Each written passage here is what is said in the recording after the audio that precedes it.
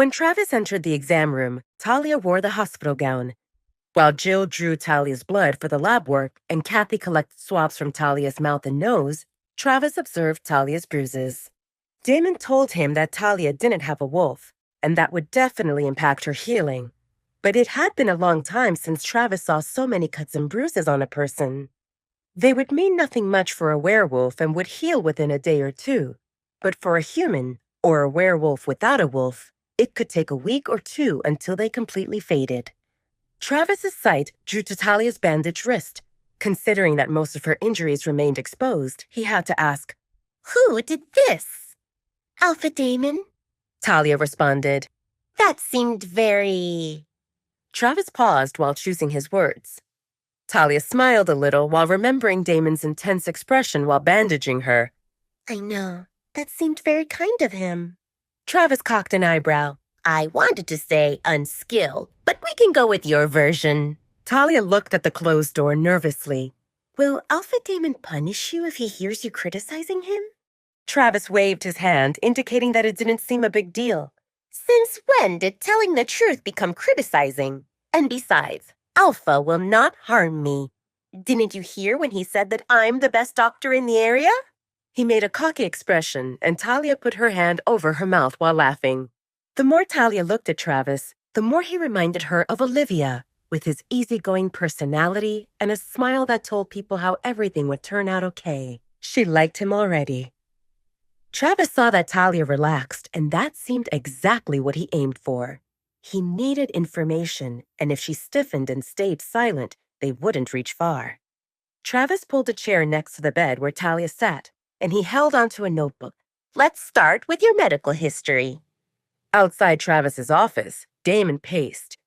There stood a waiting area further down the hallway, but Damon couldn't sit. The side door opened and Jill and Kathy exited. "Did the exam finish?" Damon asked, catching Jill and Kathy by surprise. The two nurses didn't expect to see their alpha there. He stood too close and too handsome, and it took them a moment to recover. "No, Alpha," Jill responded. "Then why did you come out?" "We are taking these samples to the lab," Kathy said while gesturing toward the cart with several containers and sealed cotton sticks. "What does that mean?" Damon asked with urgency. "Do both of you need to take this? One seems enough."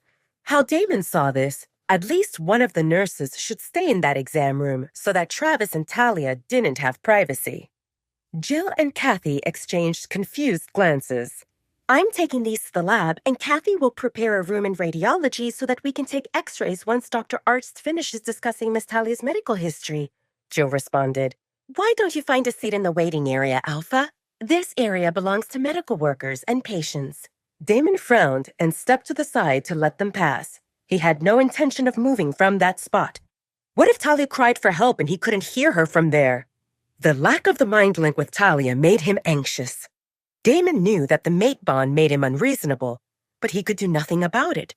The fact that Talia stayed out of the visible range unsettled him, and the knowledge that another guy accompanied her and it involved just the two of them made it worse. Damon couldn't snap out of it. The stories went that the mate pull got stronger by the day, and the werewolves could find peace only after they marked each other. The sealed mate bond allowed them to exchange feelings no matter the distance, and because of that, mates could function when they separated. Damon tried to distract himself by checking emails, but it didn't work. He halted his steps and pressed his ear on the door of Travis's office. Nothing. How could he not pick up any sound with his alpha hearing? What if Talia left? Somehow he feared that she might disappear. Jill returned after a few minutes, and Damon felt a bit at ease knowing that Travis didn't stay as the only one inside with Talia. Damon alerted when the door opened and Jill pushed Talia out in the wheelchair. "What happened with your legs?" Damon asked Talia. "Nothing." "Why do you sit in a wheelchair?" Jill responded. "It's just the protocol, Alpha. I'm taking her to radiology so that we can take x-rays." Talia and Damon sat together with Travis to hear the results of her exam. Her swollen wrist hadn't broken, so they gave her one of those thick wraps with Velcro to secure it without using bandages until it healed.